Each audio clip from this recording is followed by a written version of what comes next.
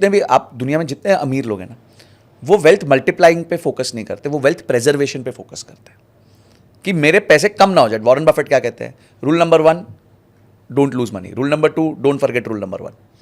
अब इतना बड़ा आदमी क्या कह रहा है आपको कि भाई पैसे नहीं हारने। अब हमारे यहाँ क्या है, जुआरी सारे पहुंच जाएंगे, कोई कभी कोई एफएनओ कर रहा है, कभी कोई बेटिंग ऐप पे लगा हुआ है।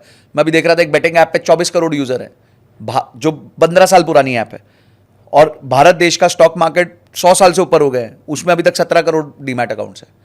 अब आप सोचिए, ये ना ये चीजें आपको भारत का व्यू पॉइंट बताता है कि आज लोग 50-100 रुपए की बेटिंग करना चाहते हैं, पर किसी को इमरजेंसी फंड को जैसे आपने बोला नहीं होगा किसी के पास। कमेंट सेक्शन में जरूर बता देना।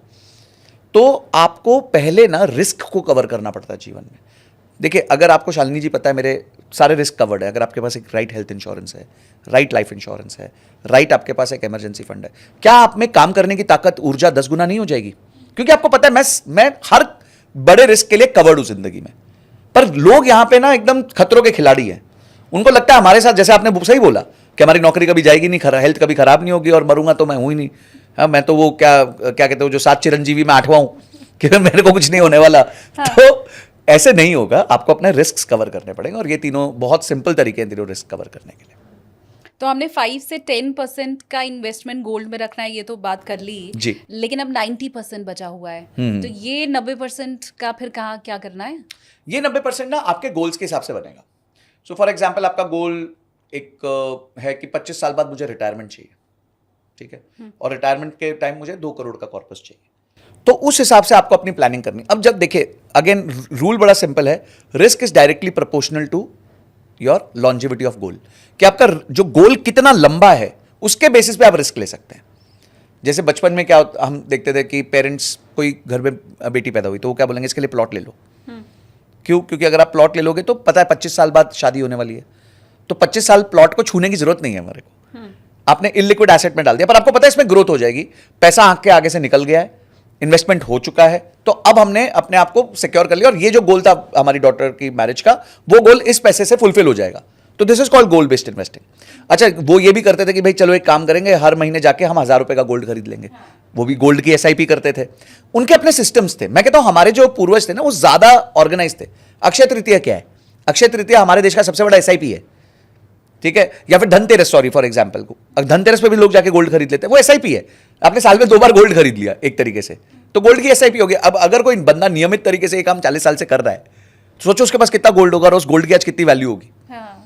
तो ये छोटी छोटी चीजें मेरे पिताजी तो आपने 5th, जैसे मैंने 5th अगर पास किया तो पापा जाके एक मेरे को गोल्ड इयरिंग दिला देते थे। फिर मैंने अगर 10th पास किया तो पापा जाके गोल्ड का सेट, मुझे लगता था 10th मैंने पास किया, गोल्ड का सेट कौन दिलाता है, कुछ और दिलाओ ना। मैंने 12th का बोर्ड पास किया तो पापा ने कहा एक और, चल आज तेरे को एक चेन दिला के लाता। अब आप सोचो कि वो उस टाइम आपको आईफोन भी दिला सकते थे, या मतलब जो भी उस टाइम के फोन्स होते थे, मुझे याद है हमारे छोटे छोटे से फोन होते थे, तो वो भी दिला सकते थे, but they chose to give you something which appreciates and you can enjoy it also, कि आप पहन भी सकते हैं, फ्लॉन्ट भी कर सकते हैं, उसकी एक फ्लॉन्ट। नहीं, मैं ऐसे कुछ छोटा सा गर्लिश सा उठाती थी तो पापा कहते थे ये वाला नहीं लेना है, ये वाला देखना। तो मुझे लगता था ये तो ऐसे अम्मा जैसे, ये कौन पहनेगा। तो मुझे जो भैया होते थे वहां दुकान पे वो समझाते थे, नहीं तुम समझो पापा क्यों कह रहे हैं ऐसा, नहीं इनमें से कुछ चूज करो। पापा कहते ये क्या छोटा सा ये छोटा सा क्यों उठा रहे हो, ये वाला लो। तो मुझे समझ नहीं आता था, बट हाँ इट्स ट्रू। और आज आप देखेंगे तो आपको लगता है कि हाँ यार, जब आप अपनी नेटवर्थ कैलकुलेट करते हैं, आप बोलते हैं हाँ यार मेरे पास 100 ग्राम सोना है, 200 ग्राम जो भी होगा एक्सवाइजेड, कि यार देखो ये तो मेरी धरोहर है, कल को कुछ हो गया तो मेरे पास ये भी है। कोई इस दुनिया में नहीं चाहता उसके सोने का जेवर गिरवी हो या बिके या कुछ भी हो, but what I am saying is all this gives you a lot of comfort. तो जितना आपका गोल लाइफ का लंबा होगा ना, उतना आप रिस्क ज्यादा ले सकते हो। लोग गलती क्या करते हैं शालिनी जी, कि वो देखेंगे कि यार मेरे को अगले साल है ना 10 लाख रुपए चाहिए गाड़ी खरीदने के लिए, तो मैं काम करता हूं, मैं स्मॉल कैप फंड्स में डाल देता हूं। अब जिसने ये सोच सितंबर 2024 में रखी कि यार मैं काम करता हूं, सितंबर 2024 आ गया और मुझे सितंबर 2025 में गाड़ी खरीदनी है, तो मैं काम करता हूं, मैं ना पैसे उठा के स्मॉल कैप फंड में डाल देता हूं। गाड़ी छोड़ो, वो गाड़ी का टायर नहीं खरीद पाएगा अगले साल। क्यों? क्योंकि स्मॉल कैप गिर गया 20%। तो आपका गोल 1 साल का था, तो आपने इतने हाई रिस्क इंस्ट्रूमेंट में क्यों डाला पैसा? आपका गोल अगर 20 साल का होता, 25 साल का होता, 15 साल का होता, 10 साल का होता, तो मेरे को समझ आता चलो आपने स्मॉल कैप में डाल दिया, क्योंकि स्मॉल कैप तो वोलेटाइल होते हैं, वो तो कुछ भी हो सकता है उनके साथ। अभी तेजी से बढ़े थे, अभी गिर गए। हाँ। तो आपको ना अपनी जो, देखिए हर इंसान के एपेटाइट के हिसाब से, हर इंसान के हेल्थ के हिसाब से, हर इंसान के क्या कहते हैं बीमारियों के हिसाब से उसकी थाली बनती है।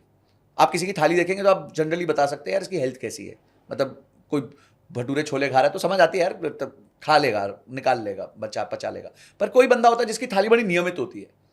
तो आपको अपनी थाली डिजाइन करनी है। इन्वेस्टमेंट इज ऑल्सो अ थाली। बहुत सारे इंस्ट्रूमेंट्स है, स्मॉल कैप है, मिड कैप है, लार्ज कैप है, फ्लेक्सी कैप है, डायरेक्ट इक्विटी है, गोल्ड है, उसके रियल एस्टेट है, क्रिप्टो है, बहुत कुछ है जहां पैसा डल सकता है। एफडी भी है, बॉन्ड फंड्स भी हैं, बहुत कुछ है, बहुत इंस्ट्रूमेंट्स है।